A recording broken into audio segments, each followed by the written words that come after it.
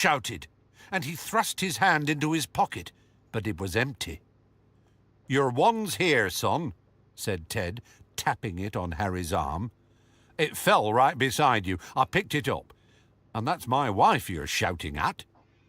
"Oh, I'm sorry." As she moved forwards into the room, Mrs. Tonks' resemblance to her sister Bellatrix became much less pronounced. Her hair was a light, soft brown, and her eyes were wider and kinder. Nevertheless, she looked a little haughty after Harry's exclamation. "What happened to our daughter?" she asked. "Hagrid said you were ambushed. Where is Nymphadora?" "I don't know," said Harry. "We don't know what happened to anyone else." She and Ted exchanged looks. A mixture of fear and guilt gripped Harry at the sight of their expressions. If any of the others had died, it was his fault. All his fault.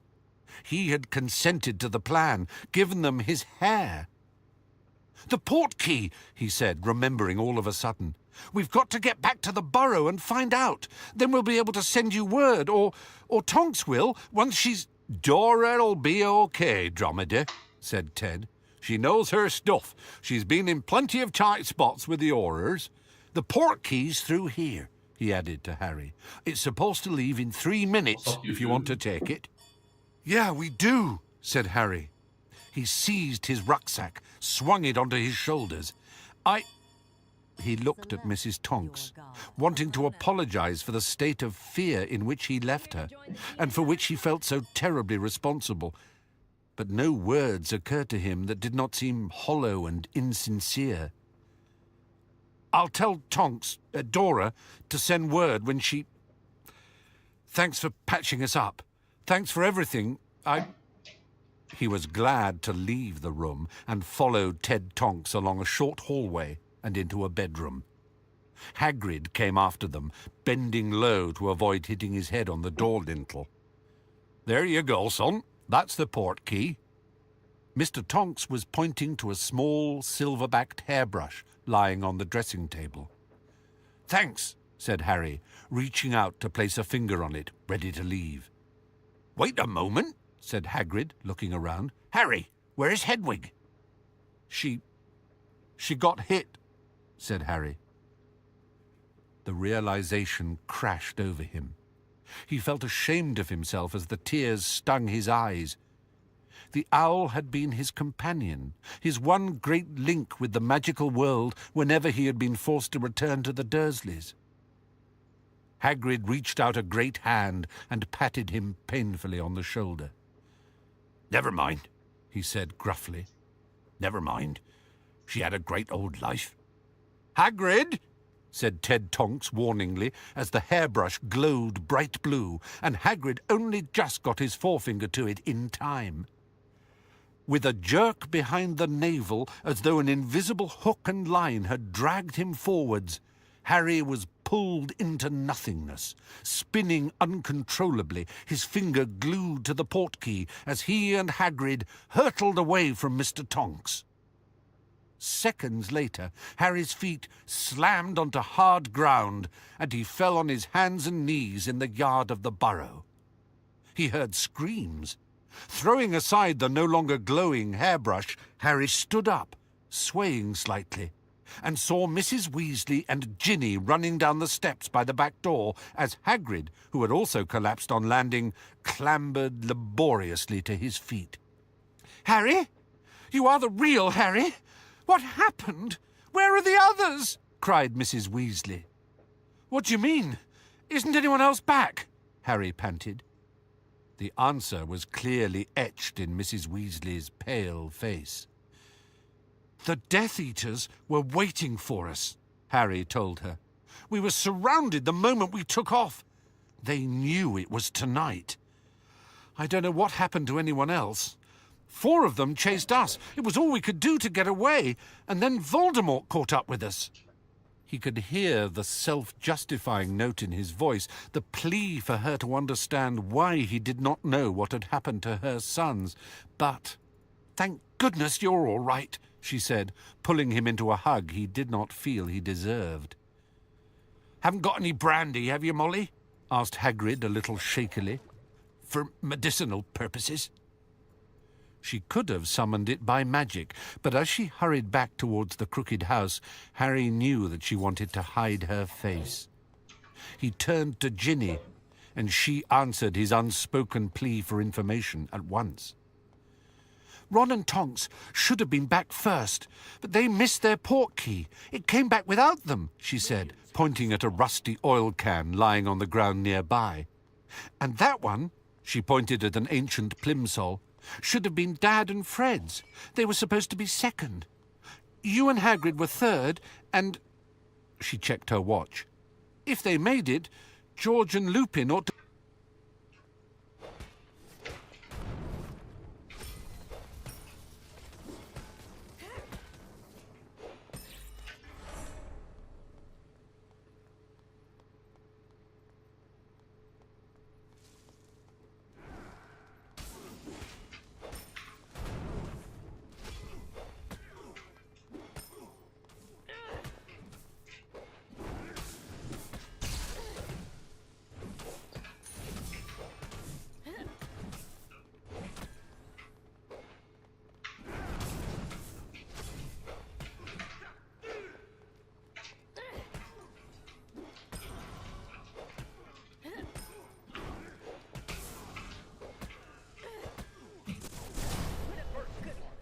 Oh, okay. Just died to that. Never mind, I'm not playing Smite.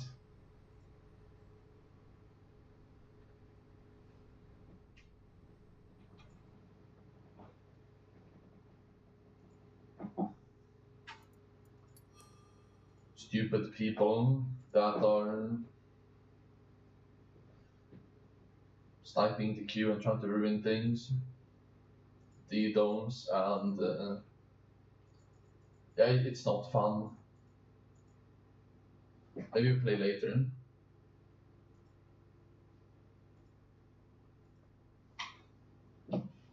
Once they uploaded trackers, trying to ruin every game from now on that I play.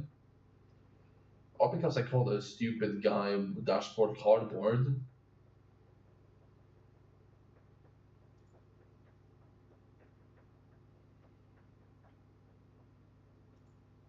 to be back in about a minute. Mrs. Weasley reappeared, carrying a bottle of brandy which she handed to Hagrid. He uncorked it and drank it straight down in one.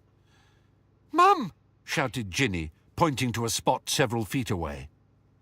A blue light had appeared in the darkness. It grew larger and brighter, and Lupin and George appeared, spinning and then falling. Harry knew immediately that there was something wrong. Lupin was supporting George, who was unconscious and whose face was covered in blood. Harry ran forwards and seized George's legs. Together, he and Lupin carried George into the house and through the kitchen to the sitting room, where they laid him on a sofa. As the lamplight fell across George's head, Ginny gasped, and Harry's stomach lurched. One of George's ears was missing. The side of his head and neck were drenched in wet, shockingly scarlet blood. No sooner had Mrs. Weasley bent over her son than Lupin grabbed Harry by the upper arm and dragged him, none too gently, back into the kitchen, where Hagrid was still attempting to ease his bulk through the back door. "Oi!" said Hagrid indignantly. "Let go of him! Let go of Harry!" Lupin ignored him. "What creature sat in the corner the first time that Harry Potter visited my office at Hogwarts?" he said, giving Harry a small shake. "Answer me." A Grindylow in a tank, wasn't it?" Lupin released Harry and fell back against a kitchen cupboard. "What was that about?" roared Hagrid. "I'm sorry, Harry, but I had to check," said Lupin tersely. "We've been betrayed.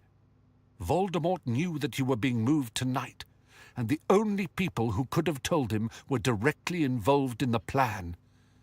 You might have been an imposter." "So why aren't you checking me?" panted Hagrid, still struggling to fit through the door. "You're half giant," said Lupin, looking up at Hagrid. "The polyjuice potion is designed for human use only." "None of the Order would have told Voldemort we were moving tonight," said Harry. The idea was dreadful to him. He could not believe it of any of them. "Voldemort only caught up with me towards the end. He didn't know which one I was in the beginning. If he'd been in on the plan, he'd have known from the start I was the one with Hagrid." "Voldemort caught up with you?" said Lupin sharply. "What happened? How did you escape?" Harry explained briefly how the Death Eaters pursuing them had seemed to recognize him as the true Harry, how they had abandoned the chase, how they must have summoned Voldemort, who had appeared just before he and Hagrid had reached the sanctuary of Tonk's parents. "They recognized you? But how? What had you done?" Harry tried to remember. The whole journey seemed like a blur of panic and confusion. "I saw Stan Shunpike, you know, the bloke who was the conductor on the night bus, and I tried to disarm him instead of... Well, he doesn't know what he's doing, does he? He must be imperious." Lupin looked aghast. "Harry, the time for disarming is past.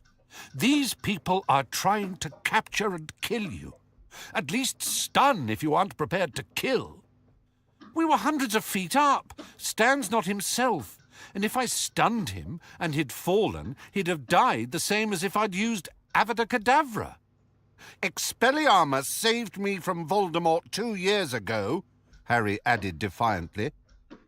Lupin was reminding him of the sneering Hufflepuff, Zacharias Smith, who had jeered at Harry for wanting to teach Dumbledore's army how to disarm. "Yes, Harry," said Lupin with painful restraint, "and a great number of Death Eaters witnessed that happening. Forgive me, but it was a very unusual move then, under imminent threat of death. Repeating it tonight in front of Death Eaters who either witnessed or heard about the first occasion was close to suicidal." "So you think I should have killed Stan Shunpike?" said Harry angrily. "Of course not," said Lupin. "But the Death Eaters... Frankly, most people would have... There's really new changes to Treasure Hunter. You know, the most I used to do for exercise.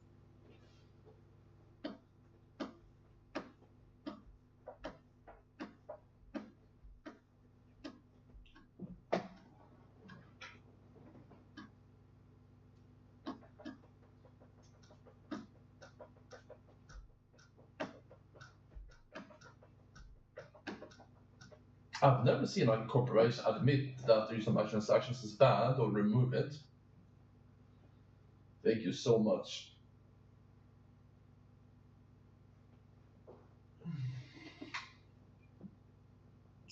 It is bad.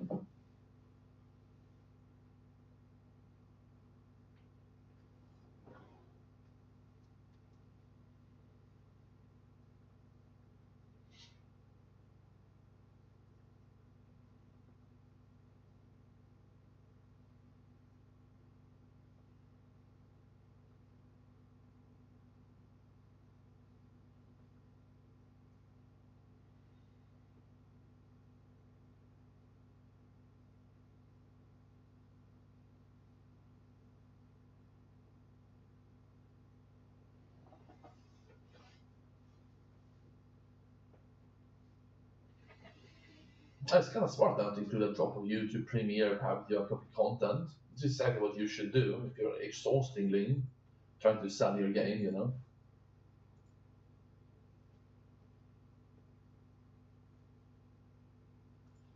Ah, there goes my beaver.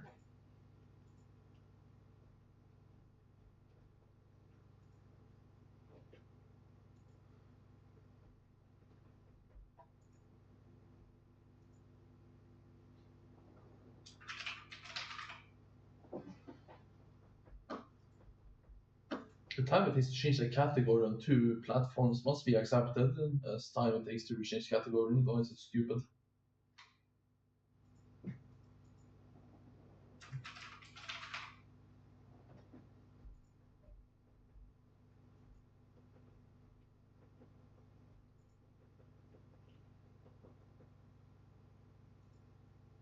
Expected you to attack back. Expelliarmus is a useful spell, Harry, but the Death Eaters seem to think it is your signature move, and I urge you not to let it become so. Yeah. Lupin was making Harry feel idiotic, and yet there was still a grain of defiance inside him. I won't blast people out of my way just because they're there, said Harry. That's Voldemort's job. Lupin's retort was lost. Finally succeeding in squeezing through the door, Hagrid staggered to a chair and sat down. It collapsed beneath him. Ignoring his mingled oaths and apologies, Harry addressed Lupin again. Will George be okay? The main thing is always that you don't stream the wrong game to get more viewers with trickery. I've never done that.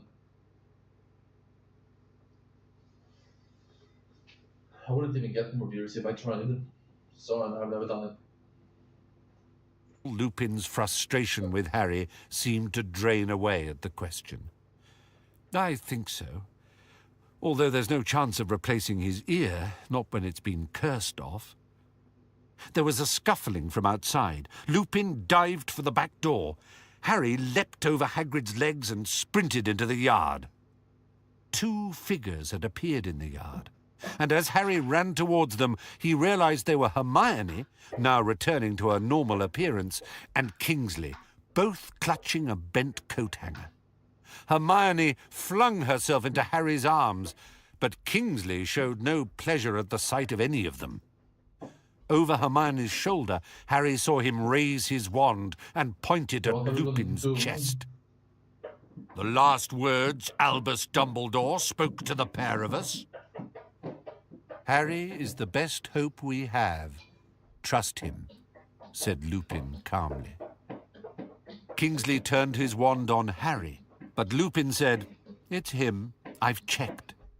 All right, said Kingsley, stowing his wand back beneath his cloak.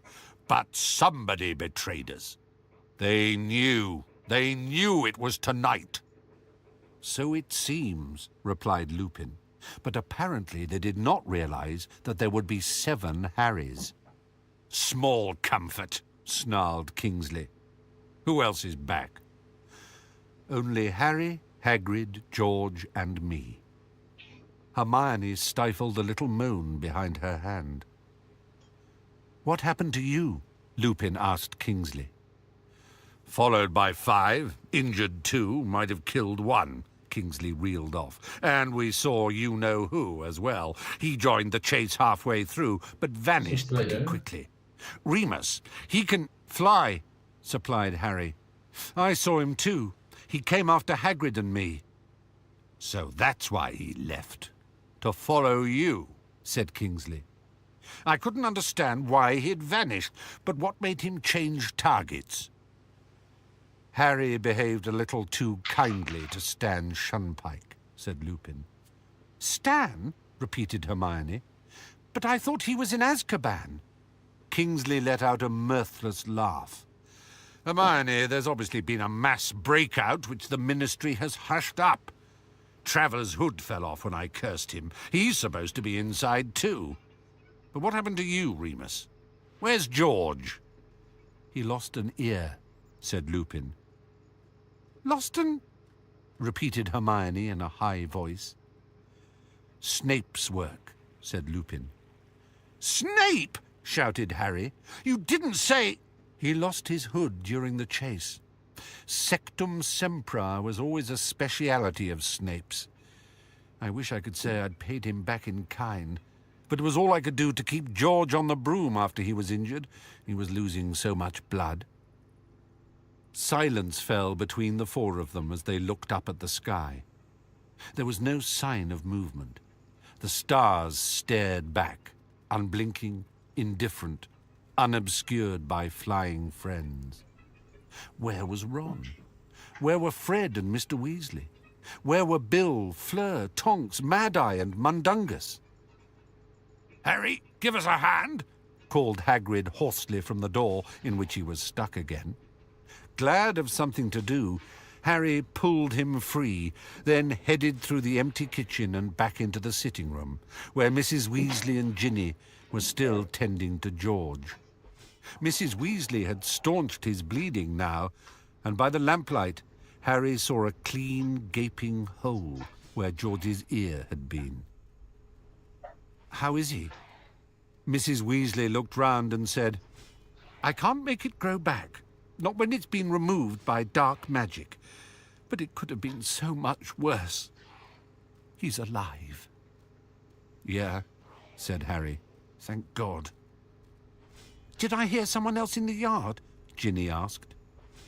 "Hermione and Kingsley," said Harry. "Thank goodness," Ginny whispered. They looked at each other. Harry wanted to hug her, hold on to her. He did not even care much that Mrs. Weasley was there, but before he could act on the impulse, there was a great crash from the kitchen. "I'll prove who I am, Kingsley, after I've seen my son. Now back off, if you know what's good for you."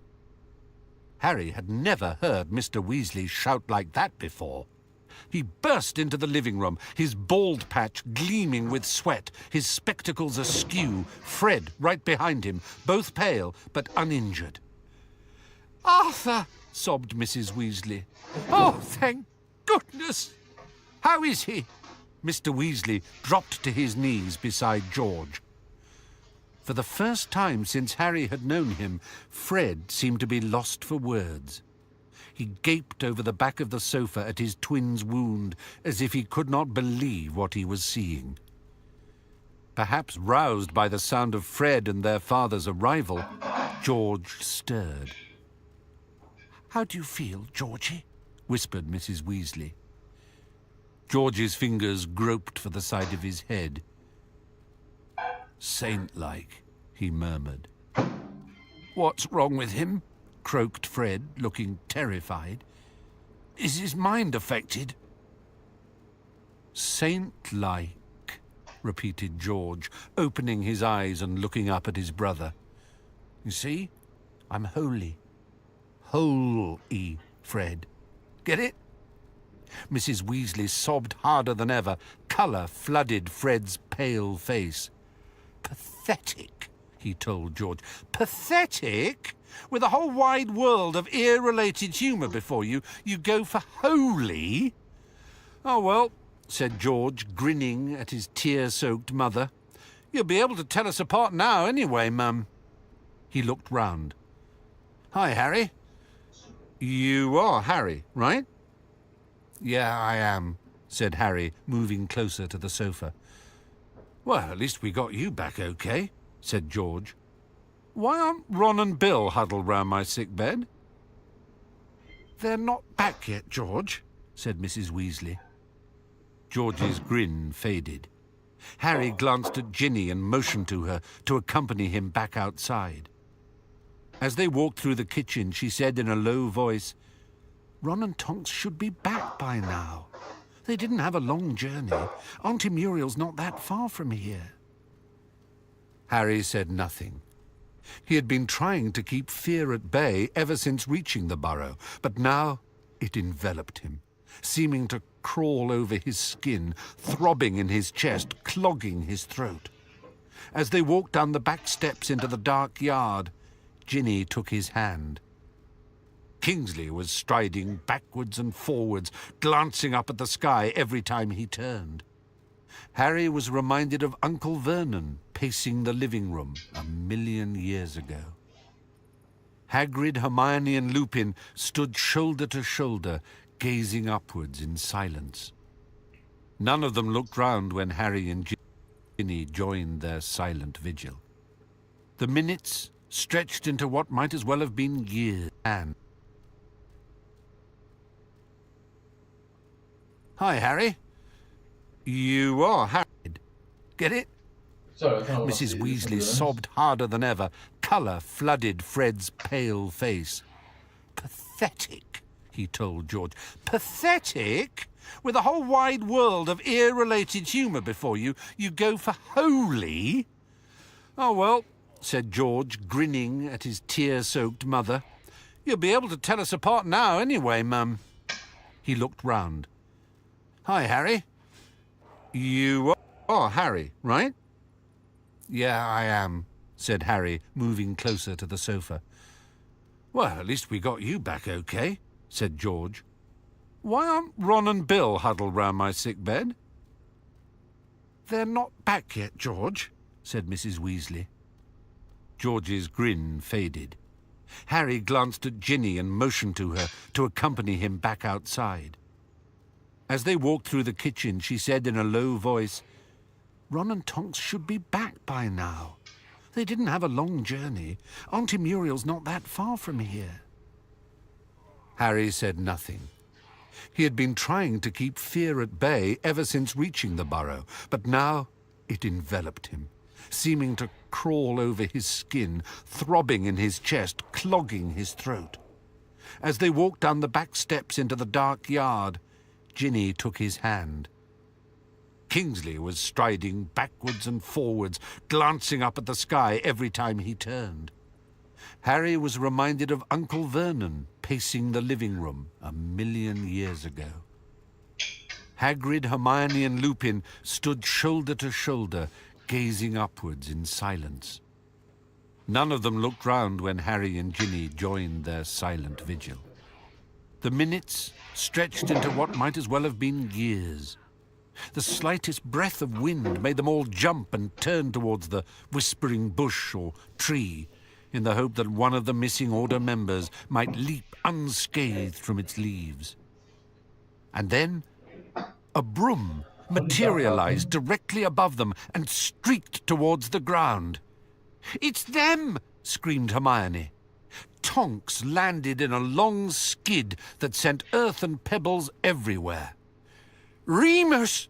Tonks cried as she staggered off the broom into Lupin's arms. His face was set and white. He seemed unable to speak. Ron tripped dazedly towards Harry and Hermione. "You're okay," he mumbled, before Hermione flew at him and hugged him tightly. I thought... All right, said Ron, patting her on the back. I'm fine. Ron was great, said Tonks warmly, relinquishing her hold on Lupin. Wonderful! Stunned one of the Death Eaters, straight to the head, and when you're aiming at a moving target from a flying broom... You did? Said Hermione, gazing up at Ron with her arms still around his neck. Always the tone of surprise, he said a little grumpily, breaking free.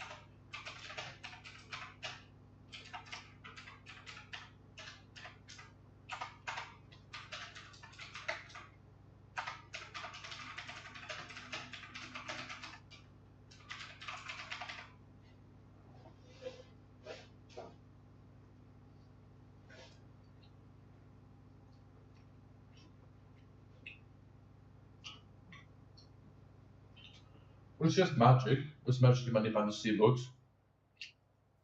Are we the last back? No, said Ginny. We're still waiting for Bill and Fleur and Mad-Eye and Mundungus. I'm going to tell Mum and Dad you're okay, Ron. She ran back inside. So what kept you? What happened? Lupin sounded almost angry at Tonks. Bellatrix, said Tonks. She wants me quite as much as she wants Harry, Remus. She tried very hard to kill me. I just wish I'd got her. I owe Bellatrix. But we definitely injured Rodolphus. Then we got to Ron's Auntie Muriel's, and we'd missed our portkey, and she was fussing over us. A muscle was jumping in Lupin's jaw. He nodded, but seemed unable to say anything else. So what happened to you lot? Tonks asked, turning to Harry, Hermione and Kingsley. They recounted the stories of their own journeys, but all the time the continued absence of Bill, Fleur, Mad-Eye and Mundungus seemed to lie upon them like a frost, its icy bite harder and harder to ignore. I'm going to have to get back to Downing Street. I should have been there an hour ago, said Kingsley finally, after a last sweeping gaze at the sky. Let me know when they're back. Lupin nodded. With a wave to the others, Kingsley walked away into the darkness towards the gate. Harry thought he heard the faintest pop as Kingsley disapparated just beyond the burrow's boundaries. Mr. and Mrs. Weasley came racing down the back steps, Ginny behind them. Both parents hugged Ron before turning to Lupin and Tonks. Thank you, said Mrs. Weasley, for our sons. Don't be silly, Molly, said Tonks at once. How's George? Asked Lupin. What's wrong with him? Piped up Ron. He's lost. But the end of Mrs. Weasley's sentence was drowned in a general outcry. A thestral had just soared into sight and landed a few feet from them. Bill and Fleur slid from its back, windswept but unhurt. Bill! Thank God! Thank God! Mrs. Weasley ran forwards, but the hug Bill bestowed upon her was perfunctory. Looking directly at his father, he said, Mad-Eye's dead. Nobody spoke. Nobody moved. Harry felt as though something inside him was falling through the earth, leaving him forever. We saw it, said Bill. Fleur nodded, tear tracks glittering on her cheeks in the light from the kitchen window. It happened just after we broke out of the circle. Mad-Eye and Dung were close by us. They were heading north too. Voldemort, he can fly, went straight for them. Dung panicked. I heard him cry out. Mad-Eye tried to stop him, but he disapparated. Voldemort's curse hit Mad-Eye full in the face. He fell backwards off his broom, and there was nothing we could do. Nothing. We had half a dozen of them on our own tail. Bill's voice broke. Of course you couldn't have done anything, said Lupin. They all stood looking at each other. Harry could not quite comprehend it. Mad-Eye? Dead? It could not be. Mad-Eye, so tough, so brave, the consummate survivor. At last it seemed to dawn on everyone, though nobody said it, that there was no point waiting in the yard anymore. And in silence they followed Mr. and Mrs. Weasley back into the burrow and into the living room, where Fred and George were laughing together. What's wrong? Said Fred, scanning their faces as they entered. What's happened? Who's... Mad-Eye, said Mr. Weasley. Dead. The twins' grins turned to grimaces of shock. Nobody seemed to know what to do. Tonks was crying silently into a handkerchief. She had been close to Mad-Eye, Harry knew, his favourite and his protégé at the Ministry of Magic. Hagrid, who had sat down on the floor in the corner where he had most space, was dabbing at his eyes with his tablecloth-sized handkerchief. Bill walked over to the sideboard and pulled out a bottle of fire whiskey and some glasses. Here, he said, and with a wave of his wand, he sent 12 full glasses soaring through the room to each of them, holding the 13th aloft. Mad-Eye. Mad-Eye, they all said, and drank. Mad-Eye, echoed Hagrid, a little late, with a hiccup. The fire whiskey seared Harry's throat. It seemed to burn feeling back into him, dispelling the numbness and sense of unreality, firing him with something that was like courage. "So Mundungus disappeared," said Lupin, who had drained his own glass in one. The atmosphere changed at once. Everybody looked tense, watching Lupin, both wanting him to go on, it seemed to Harry, and slightly afraid of what they might hear. "I know what you're thinking," said Bill, "and I wondered that too on the way back here, because they seemed to be expecting us, didn't they? But Mundungus can't have betrayed us. They didn't know there would be 7 Harrys. That confused them the moment we appeared, and in case you've forgotten, it was Mundungus who suggested that little bit of skullduggery. Why wouldn't he have told them the essential point? I think Dung panicked. It's as simple as that.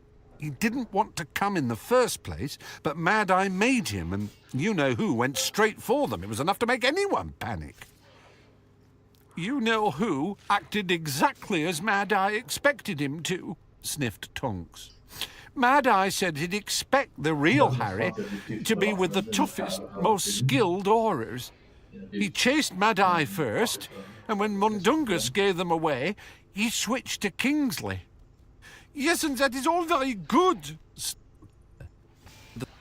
said Mr. Weasley. "Brave, the consummate survivor.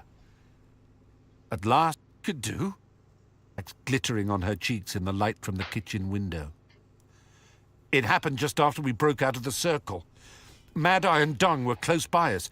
They were heading north too. Voldemort, he can fly," at each other. Fred and George were laughing together. "What's wrong?"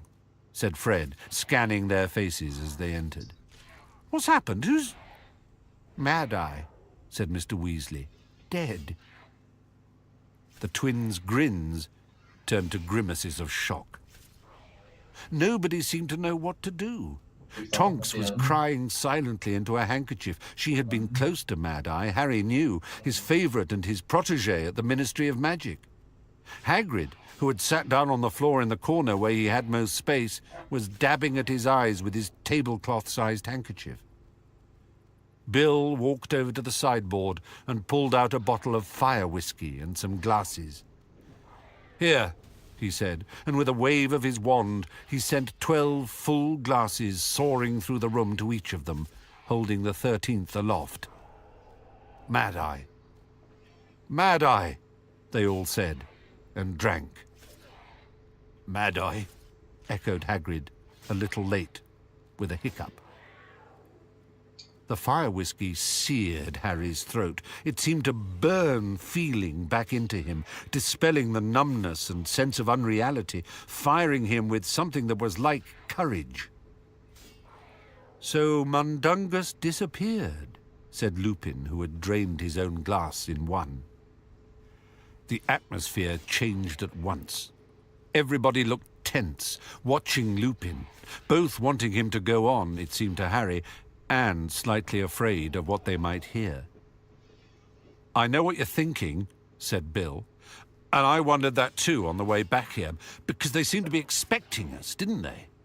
But Mundungus can't have betrayed us. They didn't know there would be 7 Harrys. That confused them the moment we appeared, and in case you've forgotten, it was Mundungus who suggested that little bit of skullduggery. Why wouldn't he have told them the essential point? I think Dung panicked. It's as simple as that. He didn't want to come in the first place, but Mad-Eye made him, and you-know-who went straight for them. It was enough to make anyone panic. "You-know-who acted exactly as Mad-Eye expected him to," sniffed Tonks. "Mad-Eye said he'd expect the real Harry to be with the toughest, most skilled aurors. He chased Mad-Eye first, and when Mundungus gave them away, he switched to Kingsley." "Yes, and that is all very good," snapped Fleur. "But still it does not explain how they knew we were moving Harry tonight, does it? Somebody must have been careless. Somebody let slip the date to an outsider. It is the only explanation for them knowing the date, but not the whole plan." She glared around at them all, tear tracks still etched on her beautiful face, silently daring any of them to contradict her. Nobody did. The only sound to break the silence was that of Hagrid hiccuping from behind his handkerchief.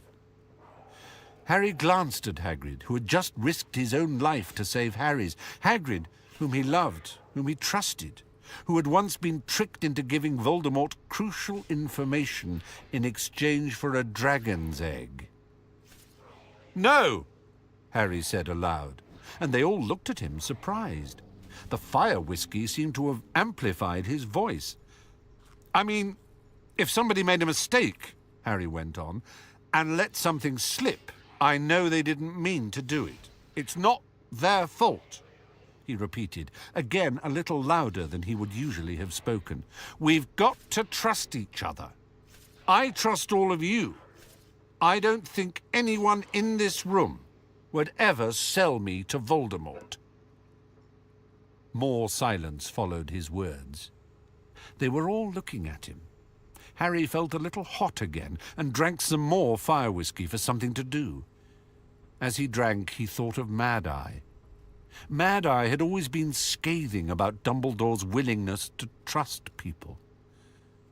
"Well said, Harry," said Fred unexpectedly. "Yeah, here," said George, with half a glance at Fred, the corner of whose mouth twitched. Lupin was wearing an odd expression as he looked at Harry. It was close to pitying. "You think I'm a fool?" demanded Harry. "No, I think you're like James," said Lupin, who would have regarded it as the height of dishonour to mistrust his friends. Harry knew what Lupin was getting at, that his father had been betrayed by his friend, Peter Pettigrew. He felt irrationally angry. He wanted to argue, but Lupin had turned away from him, set down his glass upon a side table, and addressed Bill. "There's work to do. I can ask Kingsley whether—" "No," said Bill at once. "I'll do it. I'll come." "Where are you going?" said Tonks and Fleur together. "Mad-Eye's body," said Lupin. "We need to recover it." "Can't it—" began Mrs. Weasley, with an appealing look at Bill. "Wait," said Bill. "Not unless you'd rather the Death Eaters took it." Nobody spoke. Lupin and Bill said goodbye and left. The rest of them now dropped into chairs, all except for Harry, who remained standing. The suddenness and completeness of death was with them like a presence. "I've got to go too," said Harry. 10 pairs of startled eyes looked at him. "Don't be silly, Harry," said Mrs. Weasley. "What are you talking about?"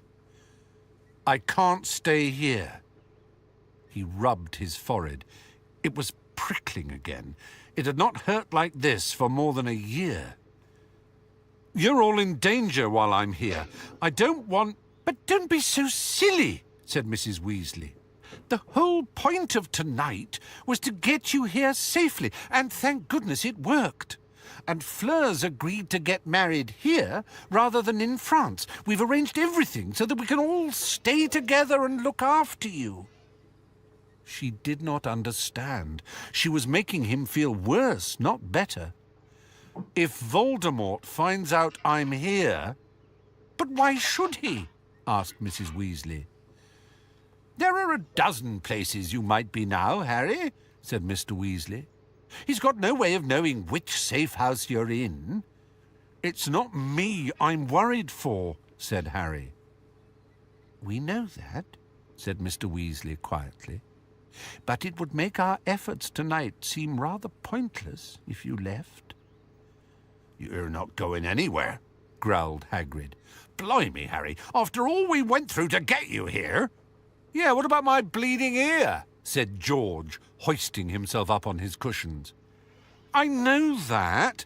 Mad-Eye wouldn't want—" "I know!" Harry bellowed. He felt beleaguered and blackmailed. Did they think he did not know what they had done for him? Didn't they understand that it was for precisely that reason that he wanted to go now, before they had to suffer any more on his behalf? Let's get some Little Dragons. There was a long and awkward silence in which his scar continued to prickle and throb, and which was broken at last by Mrs. Weasley. "Where's Hedwig, Harry?" she said coaxingly. "We can put her up with Pigwidgeon and give her something to eat." His insides clenched like a fist. He could not tell her the truth. He drank the last of his fire whiskey to avoid answering.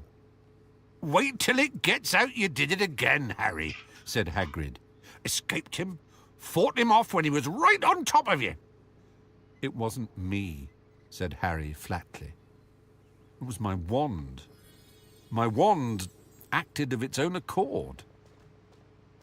After a few moments, Hermione said gently, "But that's impossible, Harry.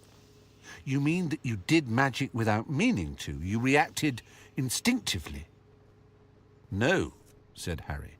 "The bike was falling. I couldn't have told you where Voldemort was, but my wand spun in my hand and found him and shot a spell at him, and it wasn't even a spell I recognized. I've never made gold flames appear before." "Often," said Mr. Weasley, "when you're in a pressured situation, you can produce magic you never dreamed of. Small children often find, before they're trained." "It wasn't like that," said Harry through gritted teeth.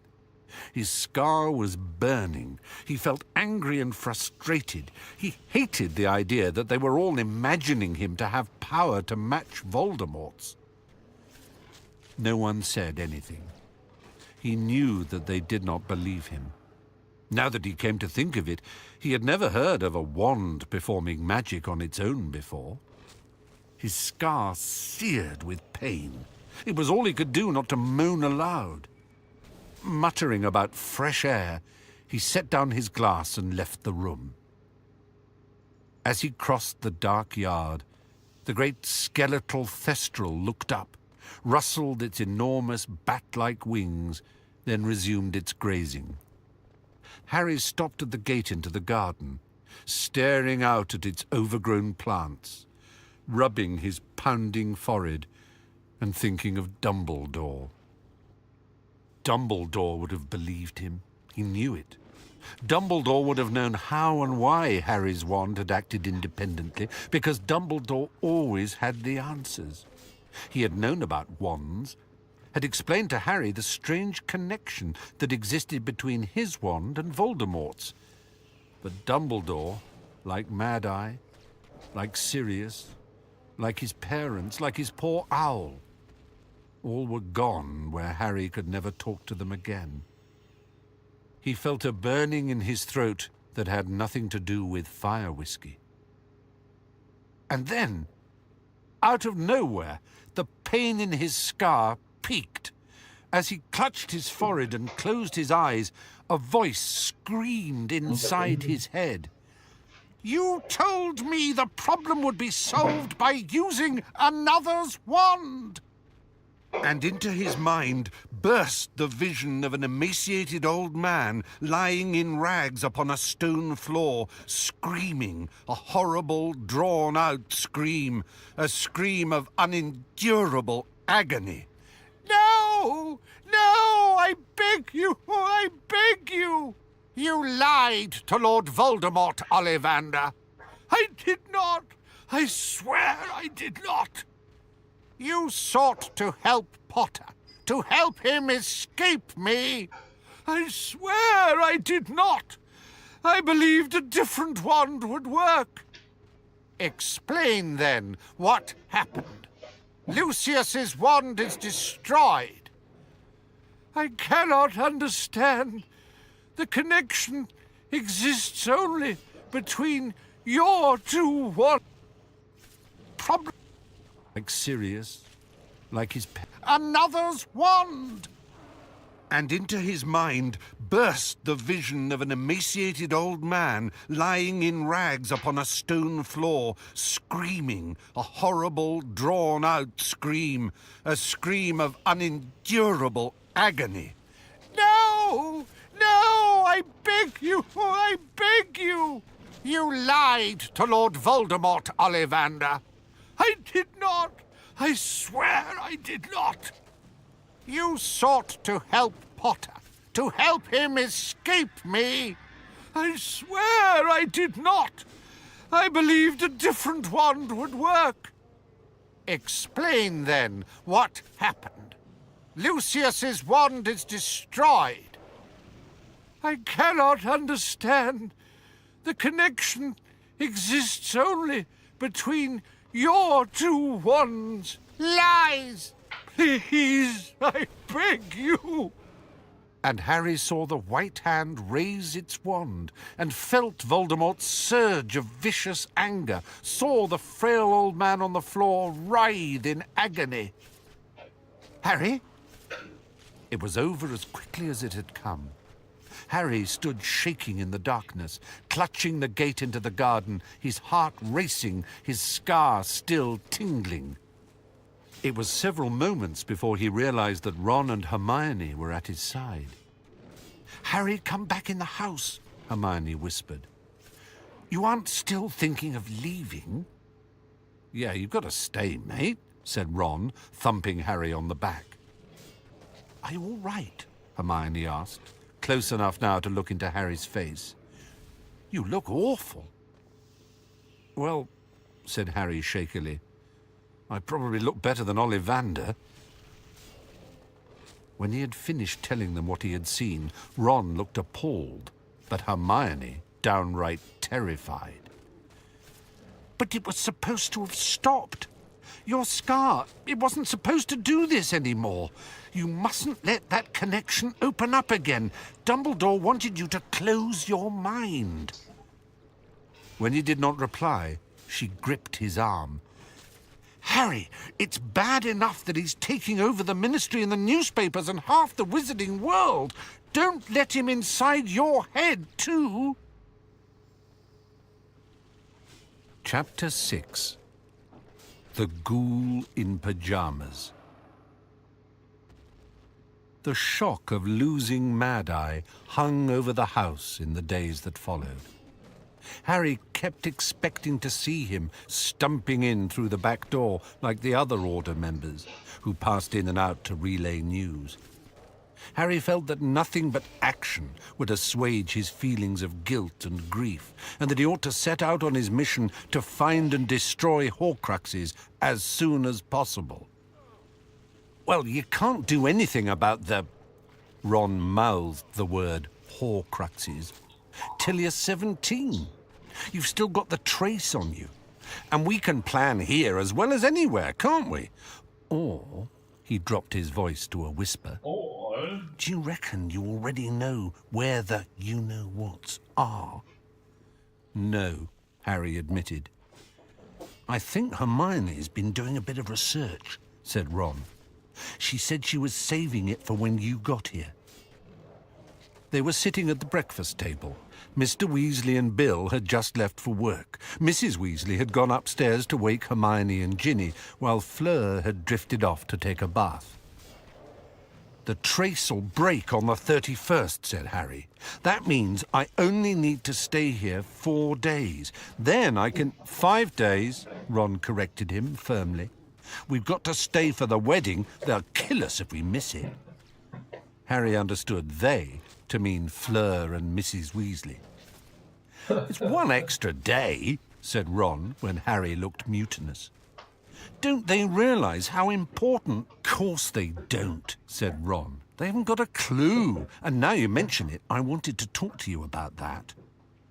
Ron glanced towards the door into the hall to check that Mrs. Weasley was not returning yet, then leaned in closer to Harry.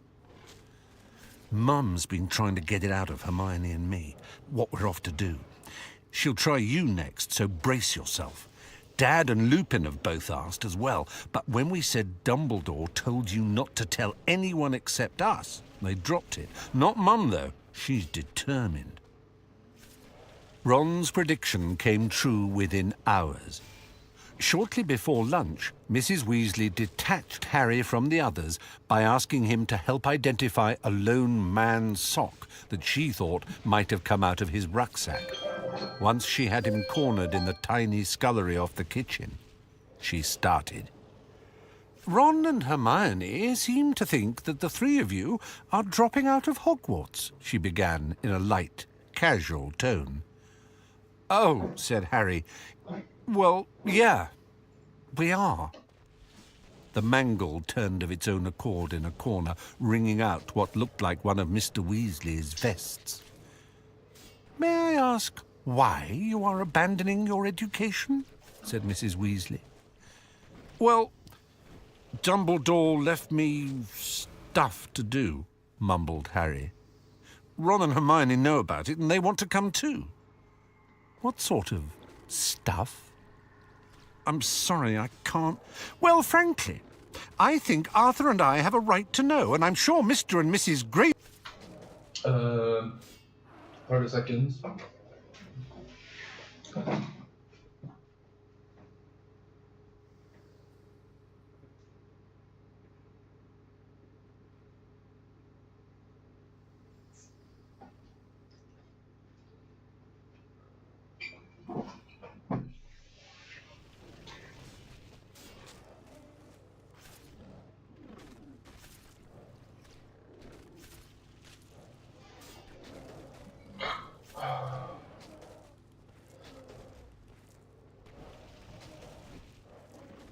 Jag försöker förgifta vattnet utanför någon får titta.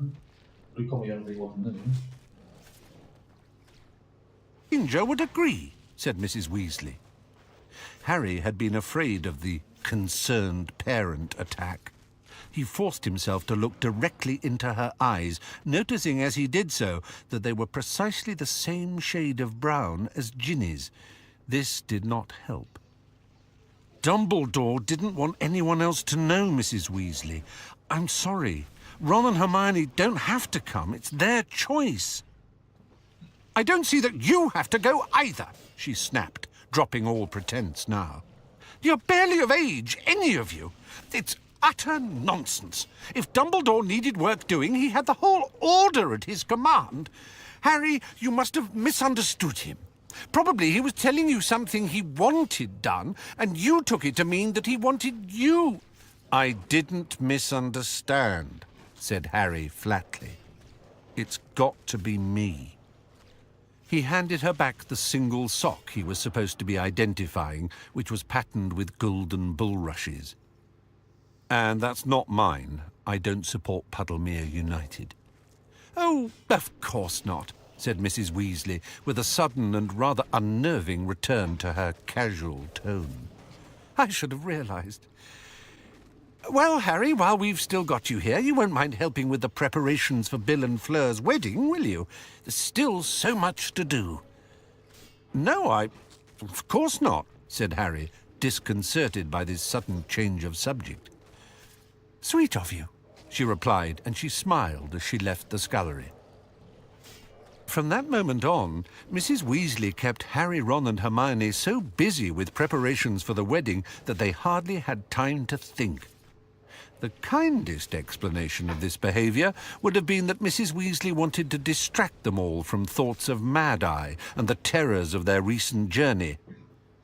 After 2 days of non-stop cutlery cleaning, of colour-matching favours, ribbons and flowers, of de-gnoming the garden and helping Mrs. Weasley cook vast batches of canapes, however, Harry started to suspect her of a different motive. All the jobs she handed out seemed to keep him, Ron and Hermione away from one another. He had not had a chance to speak to the two of them alone since the first night when he had told them about Voldemort torturing Ollivander. I think Mum thinks that if she can stop the three of you getting together and planning, she'll be able to delay you leaving, Ginny told Harry in an undertone as they laid the table for dinner on the third night of his stay. And then what does she think's going to happen? Harry muttered. Someone else might kill off Voldemort while she's holding us here, making vol-au-vents? He had spoken without thinking. and saw Ginny's face whiten. "So it's true," she said. "That's what you're trying to do?" "Ah, no, I was joking," said Harry evasively. They stared at each other, and there was something more than shock in Ginny's expression. Suddenly, Harry became aware that this was the first time that he had been alone with her since those stolen hours in secluded corners of the Hogwarts grounds. He was sure she was remembering them too. Both of them jumped as the door opened and Mr. Weasley, Kingsley and Bill walked in. They were often joined by other Order members for dinner now, because the Burrow had replaced number 12 Grimmauld Place as the headquarters. Mr. Weasley had explained that after the death of Dumbledore, their secret keeper, each of the people to whom Dumbledore had confided Grimmauld Place's location had become a secret keeper in turn. And as there are around 20 of us, that greatly dilutes the power of the Fidelius charm. 20 times as many opportunities for the Death Eaters to get the secret out of somebody. We can't expect it to hold much longer.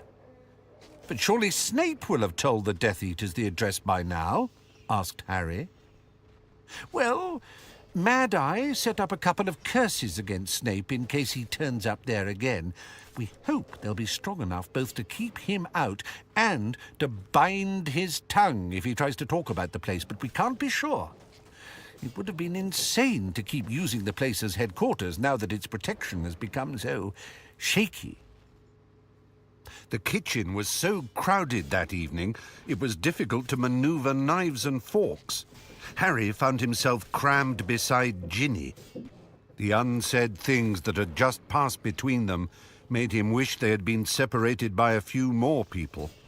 He was trying so hard to avoid brushing her arm, he could barely cut his chicken. "No news about Mad Eye?" Harry asked Bill. "Nothing," replied Bill. They had not been able to hold a funeral for Moody because Bill and Lupin had failed to recover his body. It had been difficult to know where he might have fallen, given the darkness and the confusion of the battle. "The Daily Prophet hasn't said a word about him dying, nor about finding the body," Bill went on. "But that doesn't mean much. It's keeping a lot quiet these days. And they still haven't called a hearing about all the underage magic I used escaping the Death Eaters," Harry called across the table to Mr. Weasley, who shook his head. "Because they know I had no choice, or because they don't want me to tell the world Voldemort attacked me?" "The latter, I think. Scrimgeour doesn't want to admit that you-know-who is as powerful as he is, nor that Azkaban's seen a mass breakout." "Yeah, why tell the public the truth?" said Harry, clenching his knife so tightly that the faint scars on the back of his right hand stood out, white against his skin. "I must not tell lies." "Isn't anyone at the Ministry prepared to stand up to him?" asked Ron angrily. "Of course, Ron, but people are terrified," Mr. Weasley replied. "Terrified that they will be next to disappear. Their children, the next to be attacked. There are nasty rumours going round. I, for one, don't believe the Muggle Studies professor at Hogwarts resigned. She hasn't been seen for weeks now. Meanwhile, Scrimgeour remains shut up in his office all day. I just hope he's working on a plan." There was a pause in which Mrs. Weasley magicked the empty plates onto the side and served apple tart. "We must decide how you will be disguised, Harry," said Fleur, once everyone had pudding. "For the wedding," she added, when he looked confused. "Of course, none of our guests are Death Eaters, but we cannot guarantee that they will not let something slip after they have had champagne." From this, Harry gathered that she still suspected Hagrid. "Yes, good point," said Mrs. Weasley from the top of the table where she sat, spectacles perched on the end of her nose, scanning an immense list of jobs that she had scribbled on a very long piece of parchment. "Now, Ron, have you cleaned out your room yet?" "Why?" exclaimed Ron, slamming his spoon down and glaring at his mother. "Why does my room have to be cleaned out? Harry and I are fine with it the way it is. We are holding your brother's wedding here in a few days' time, young man." "And are they getting married in my bedroom?" asked Ron furiously. "No, so why in the name of Merlin's saggy left—" "Don't talk to your mother like that," said Mr. Weasley firmly, "and do as you're told." Ron scowled at both his parents, then picked up his spoon and attacked the last few mouthfuls of his apple tart. "I can help. Some of it's my mess," Harry told Ron, but Mrs. Weasley cut across him. "No, Harry dear, I'd much rather you helped Arthur muck out the chickens. And Hermione, I'd be ever so grateful if you'd change the sheets for Monsieur and Madame Delacour. You know they're arriving at 11 tomorrow morning." But as it turned out, there was very little to do for the chickens.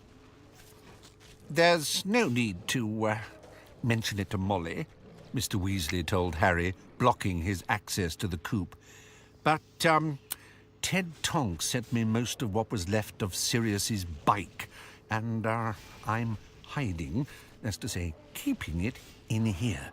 Fantastic stuff. There's an exhaust gaskin, as I believe it's called, the most magnificent battery, and it'll be a great opportunity to find out how brakes work. I'm going to try and put it all back together again when Molly's not... when I've got time." When they returned to the house, Mrs. Weasley was nowhere to be seen, so Harry slipped upstairs to Ron's attic bedroom. I'm doing it! Oh, it's you, said Ron in relief as Harry entered the room. Really? Ron lay back down on the bed, which he had evidently just vacated. The room was just as messy as it had been all week. The only change was that Hermione was now sitting in the far corner, her fluffy ginger cat Crookshanks at her feet, sorting books, some of which Harry recognized as his own, into two enormous piles. "Hi, Harry," she said as he sat down on his camp bed. "And how did you manage to get away?" "Oh, Ron's mum forgot that she asked Ginny and me to change the sheets yesterday," said Hermione. She threw numerology and grammatica onto one pile and the rise and fall of the dark arts onto the other. "We were just talking about Mad-Eye," Ron told Harry. "I reckon he might have survived." "But Bill saw him hit by the killing curse," said Harry. "Yeah, but Bill was under attack too," said Ron. "How can he be sure what he saw?" "Even if the killing curse missed, Mad-Eye still fell about 1,000 feet," said Hermione, now weighing Quidditch teams of Britain and Ireland in her hand. "He could have used a shield charm." "Fleur said his wand was blasted out of his hand," said Harry. "Well, all right, if you want him to be dead," said Ron grumpily, punching his pillow into a more comfortable shape. "Of course we don't want him to be dead," said Hermione, looking shocked. "It's dreadful that he's dead, but we're being realistic." For the first time, Harry imagined Mad-Eye's body, broken as Dumbledore's had been, yet with that one eye still whizzing in its socket. He felt a stab of revulsion mixed with a bizarre desire to laugh. "The Death Eaters probably tied it up after themselves. That's why no one's found him," said Ron wisely. "Yeah," said Harry. "Like Barty Crouch, turned into a bone and buried in Hagrid's front garden. They probably transfigured Moody and stuffed him." "Don't!" squealed Hermione. Startled, Harry looked over just in time to see her burst into tears over her copy of Spellman's syllabary. "Oh, no," said Harry, struggling to get up from the old camp bed. "Hermione, I wasn't trying to upset..." But with a great creaking of rusty bed springs, Ron bounded off the bed and got there first. One arm around Hermione, he fished in his jeans pocket and withdrew a revolting-looking handkerchief that he had used to clean out the oven earlier. Hastily pulling out his wand, he pointed it at the rag and said, "Turgio." The wand siphoned off most of the grease. Looking rather pleased with himself, Ron handed the slightly smoking handkerchief to Hermione. "Oh, thanks, Ron. I'm sorry." She blew her nose and hiccuped. "It's just so awful, isn't it? Right after Dumbledore, I just never imagined Mad Eye dying somehow. He seemed so tough." "Yeah, I know," said Ron, giving her a squeeze. "But you know what he'd say to us if he was here?" "Constant vigilance," said Hermione, mopping her eyes. "That's right," said Ron, nodding. "He'd tell us to learn from what happened to him. And what I've learned is not to trust that cowardly little squit Mundungus." Hermione gave a shaky laugh and leaned forwards to pick up 2 more books. A second later, Ron had snatched his arm back from around her shoulders. She had dropped the Monster Book of Monsters on his foot. The book had broken free from its restraining belt and snapped viciously at Ron's ankle. I'm sorry, Hermione cried, as Harry wrenched the book from Ron's leg and retied it shut. "What are you doing with all those books, anyway?" Ron asked, limping back to his bed. "Just trying to decide which ones to take with us," said Hermione, "when we're looking for the Horcruxes." "Oh, of course," said Ron, clapping a hand to his forehead. "I forgot we'll be hunting down Voldemort in a mobile library." "Ha, ha," said Hermione, looking down at Spellman's syllabary. "I wonder, will we need to translate runes? It's possible. I think we'd better take it to be safe." She dropped the syllabary onto the larger of the 2 piles and picked up Hogwarts, a history. "Listen," said Harry. He had sat up straight. Ron and Hermione looked at him with similar mixtures of resignation and defiance. "I know you said, after Dumbledore's funeral, that you wanted to come with me," Harry began.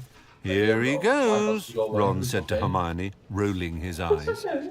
"As we knew he would," she sighed, turning back to the books. "You know, I think I will take Hogwarts, a history. Even if we're not going back there, I don't think I'd feel right if I didn't have it with—" "Listen!" said Harry again. "No, Harry, you listen," said Hermione. "We're coming with you. That was decided months ago, years, really." "But—" "Shut up," Ron advised him. "Are you sure you've thought this through?" Harry persisted. "Let's see," said Hermione, slamming Travels with Trolls onto the discarded pile with a rather fierce look.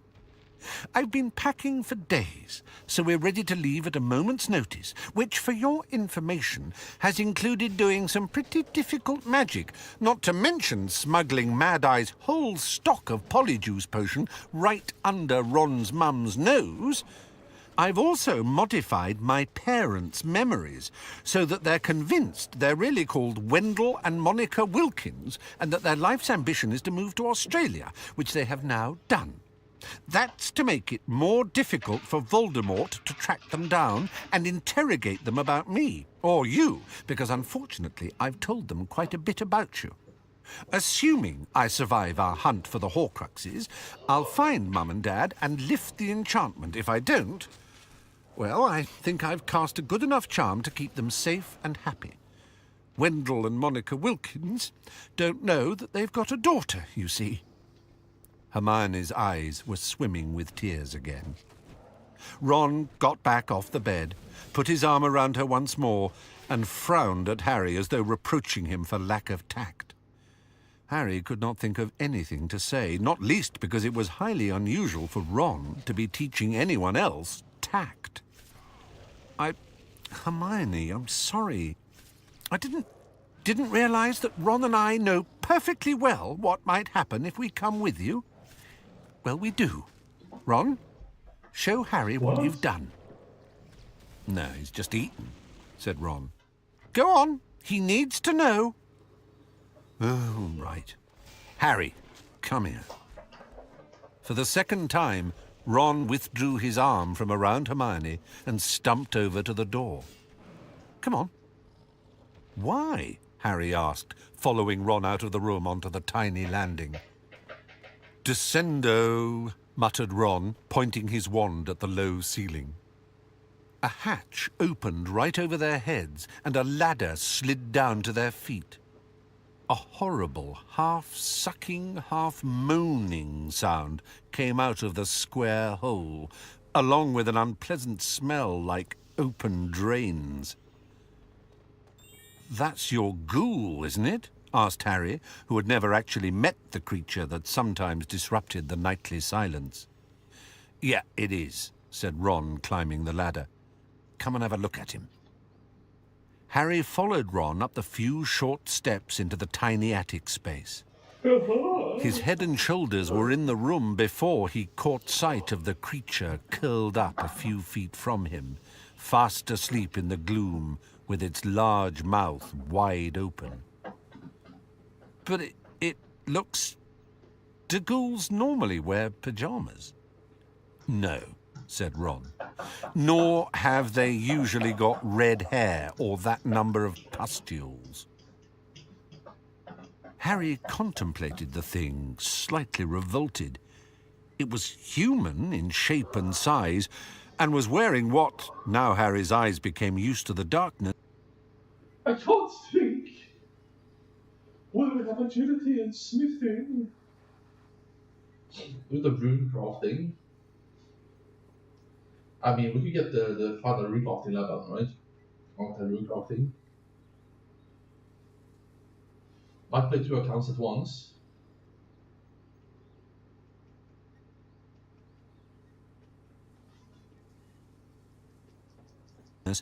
was clearly an old pair of Ron's pyjamas.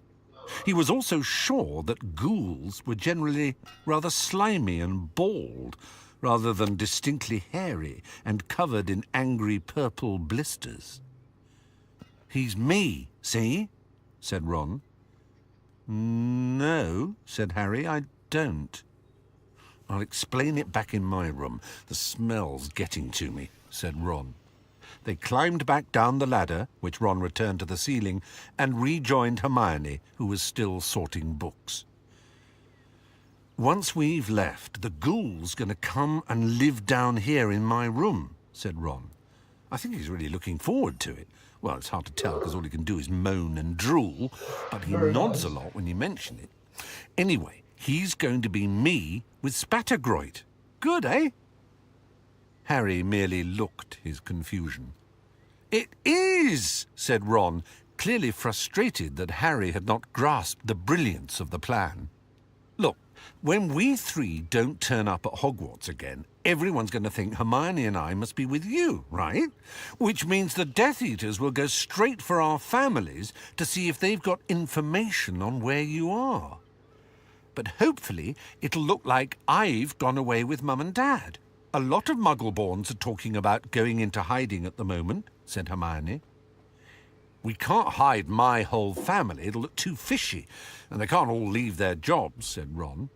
"So we're going to put out the story that I'm seriously ill with Spattergroit, which is why I can't go back to school. If anyone comes calling to investigate, Mum or Dad can show them the ghoul in my bed, covered in pustules. Spattergroit's really contagious, so they're not going to want to go near him. It won't matter that he can't say anything either, because apparently you can't once the fungus has spread to your uvula." "And your Mum and Dad are in on this plan?" asked Harry. "Dad is. He helped Fred and George transform the ghoul. Mum... well, you've seen what she's like. She won't accept we're going till we've gone." There was silence in the room, broken only by gentle thuds as Hermione continued to throw books onto one pile or the other. Ron sat watching her, and Harry looked from one to the other, unable to say anything. The measures they had taken to protect their families made him realize, more than anything else could have done, that they really were going to come with him, and that they knew exactly how dangerous that would be. He wanted to tell them what that meant to him, but he simply could not find words important enough. Through the silence came the muffled sounds of Mrs. Weasley shouting from 4 floors below. "Ginny's probably left a speck of dust on a poxy napkin ring," said Ron. "I don't know why the Delacours have got to come 2 days before the wedding." "Fleur's sister's a bridesmaid. She needs to be here for the rehearsal, and she's too young to come on her own," said Hermione, as she pored indecisively over Break with a Banshee. "Well, guests aren't going to help Mum's stress levels," said Ron. "What we really need to decide," said Hermione, tossing defensive magical theory into the bin without a second glance and picking up An Appraisal of Magical Education in Europe, "is where we're going after we leave here. I know you said you wanted to go to Godric's Hollow first, Harry, and I understand why, but, well, shouldn't we make the Horcruxes our priority?" "If we knew where any of the Horcruxes were, I'd agree with you," said Harry, who did not believe that Hermione really understood his desire to return to Godric's Hollow. His parents' graves were only part of the attraction. He had a strong, though inexplicable, feeling that the place held answers for him. Perhaps it was simply because it was there that he had survived Voldemort's killing curse. Now that he was facing the challenge of repeating the feat, Harry was drawn to the place where it had happened, wanting to understand. "Don't you think there's a possibility that Voldemort's keeping a watch on Godric's Hollow?" Hermione asked. "He might expect you to go back and visit your parents' graves once you're free to go wherever you like." This had not occurred to Harry. While he struggled to find a counter-argument, Ron spoke up, evidently following his own train of thought. "This R.A.B. person," he said. "You know, the one who stole the real locket." Hermione nodded. "He said in his note he was going to destroy it, didn't he?" Harry dragged his rucksack towards him and pulled out the fake Horcrux in which R.A.B.'s note was still folded. "I have stolen the real Horcrux and intend to destroy it as soon as I can," Harry read out. "Well, what if he did finish it off?" said Ron. "Or she," interposed Hermione. "Whichever," said Ron. "It'd be one less for us to do." "Yes, but we're still going to have to try and trace the real locket, aren't we?" said Hermione, "to find out whether or not it's destroyed." "And once we get hold of it, how do you destroy a Horcrux?" asked Ron.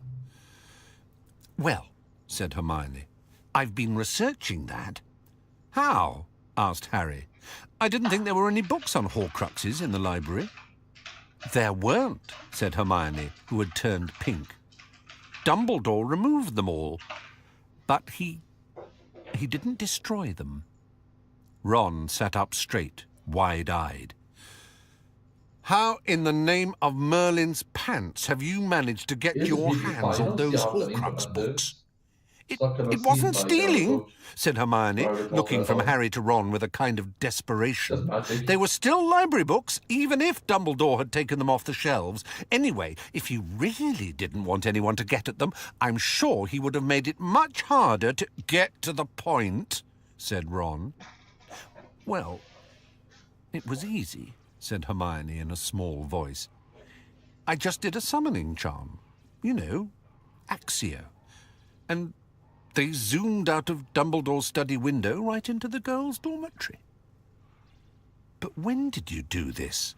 Harry asked, regarding Hermione with a mixture of admiration and incredulity. "Just after Dumbledore's funeral," said Hermione in an even smaller voice. "Right after we agreed we'd leave school and go and look for the Horcruxes. When I went back upstairs to get my things, it just occurred to me that the more we knew about them, the better it would be. And I was alone in there. So I tried. And it worked. They flew straight in through the open window and I packed them." She swallowed and then said imploringly, "I can't believe Dumbledore would have been angry. It's not as though we're going to use the information to make a Horcrux, is it? Can you hear us complaining? Said Ron. Where are these books, anyway? Hermione rummaged for a moment and then extracted from the pile a large volume bound in faded black leather. She looked a little nauseated and held it as gingerly as if it were something recently dead. This is the one that gives explicit instructions on how to make a Horcrux. Secrets of the Darkest Art. It's a horrible book. Really awful. Full of evil magic. I wonder when Dumbledore removed it from the library. If he didn't do it until he was headmaster, I bet Voldemort got all the instruction he needed from here. Why did he have to ask Slughorn how to make a Horcrux, then, if he'd already read that? Asked Ron. He only approached Slughorn to find out what would happen if you split your soul into 7, said Harry. Dumbledore was sure Riddle already knew how to make a Horcrux by the time he asked Slughorn about them. I think you're right, Hermione. That could easily have been where he got the information.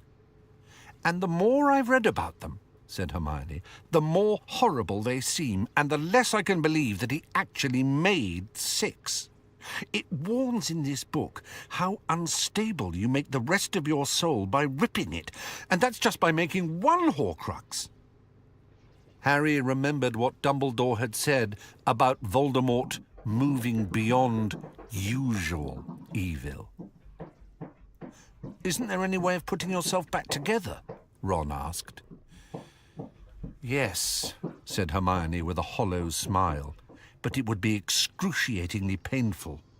Why? How do you do it? Asked Harry. Remorse, said Hermione. You've got to really feel what you've done. There's a footnote. Apparently the pain of it can destroy you. I can't see Voldemort attempting it somehow, can you? No, said Ron, before Harry could answer.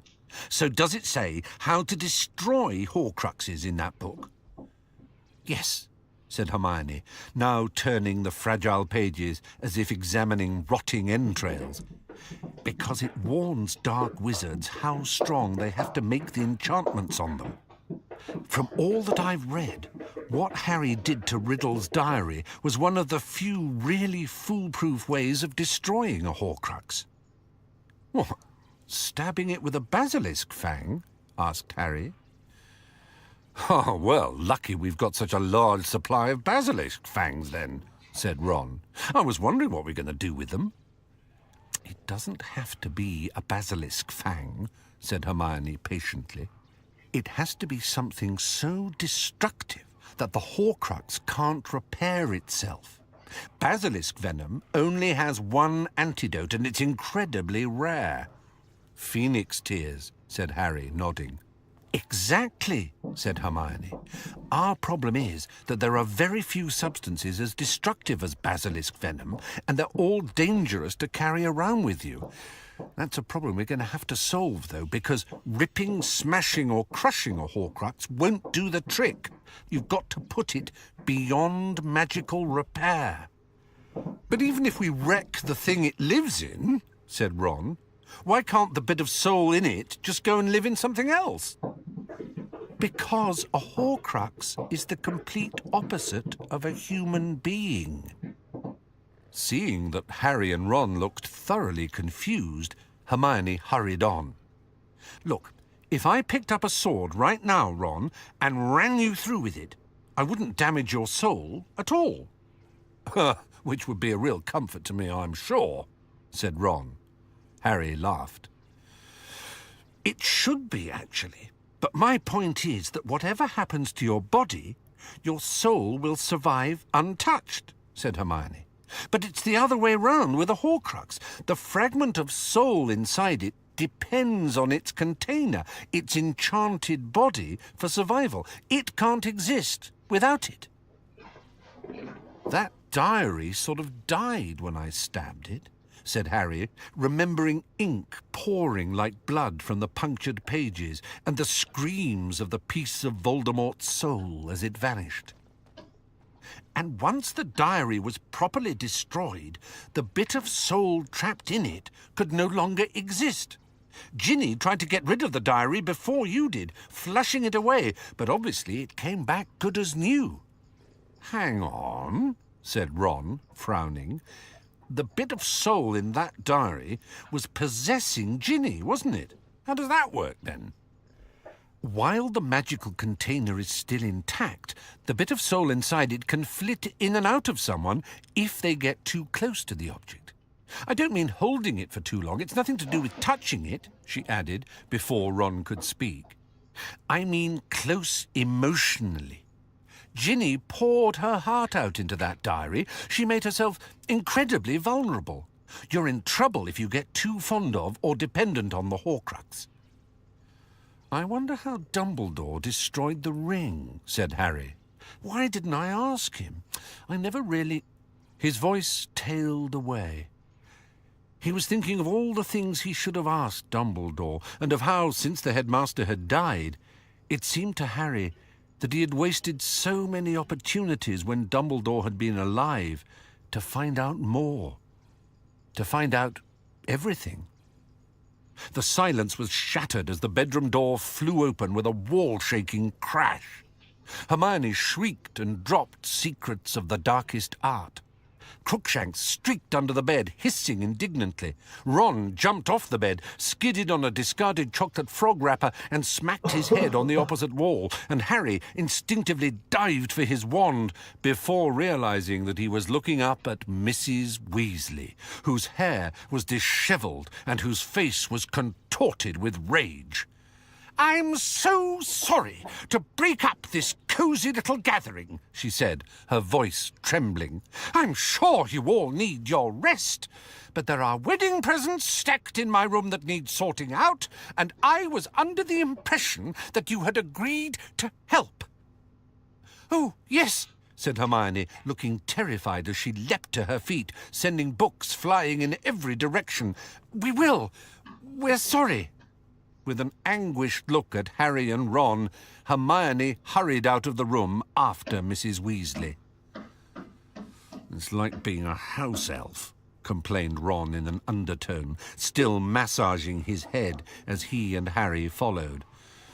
"Except without the job satisfaction. The sooner this wedding's over, the happier I'll be." "Yeah," said Harry. "Then we'll have nothing to do except find Horcruxes. It'll be like a holiday, won't it?"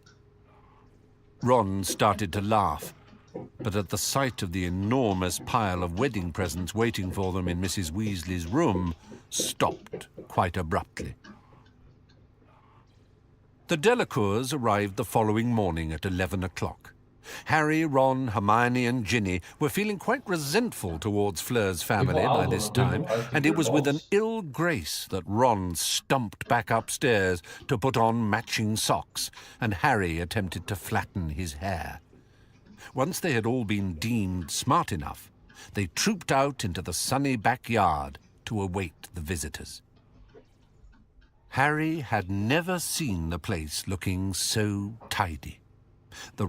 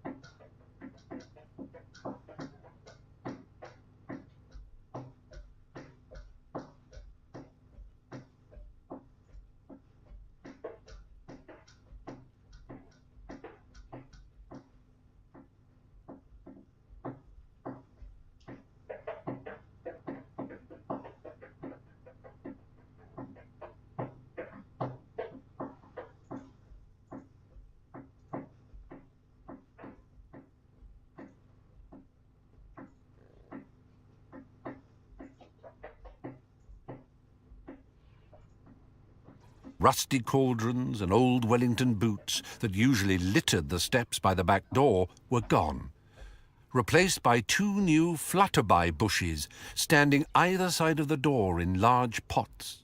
Though there was no breeze, the leaves waved lazily, giving an attractive rippling effect.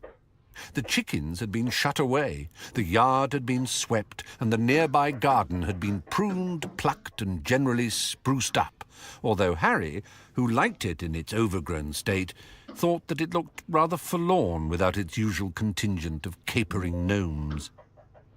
He had lost track of how many security enchantments had been placed upon the burrow by both the Order and the Ministry. All he knew was that it was no longer possible for anybody to travel by magic directly into the place. Mr. Weasley had therefore gone to meet the Delacours on top of a nearby hill where they were to arrive by Portkey. The first sound of their approach was an unusually high-pitched laugh, which turned out to be coming from Mr. Weasley, who appeared at the gate moments later, laden with luggage and leading a beautiful blonde woman in long leaf-green robes, who could only be Fleur's mother. "Maman!" cried Fleur, rushing forwards to embrace her. "Papa!" Monsieur Delacour was nowhere near as attractive as his wife. He was a head shorter and extremely plump, with a little pointed black beard. However, he looked good-natured. Bouncing towards Mrs. Weasley on high-heeled boots, he kissed her twice on each cheek, leaving her flustered. "You have been to much trouble," he said in a deep voice. "Fleur tells us you have been working very hard." "Oh, it's been nothing, trilled Mrs. Weasley. "No trouble at all." Ron relieved his feelings by aiming a kick at a gnome who was peering out from behind one of the new flutterby bushes. "Dear lady," said Monsieur Delacour, still holding Mrs. Weasley's hand between his own 2 plump ones and beaming, "we are most honoured at the approaching union of our 2 families. Let me present my wife, Apolline." Madame Delacour... Let's try watching some YouTube videos.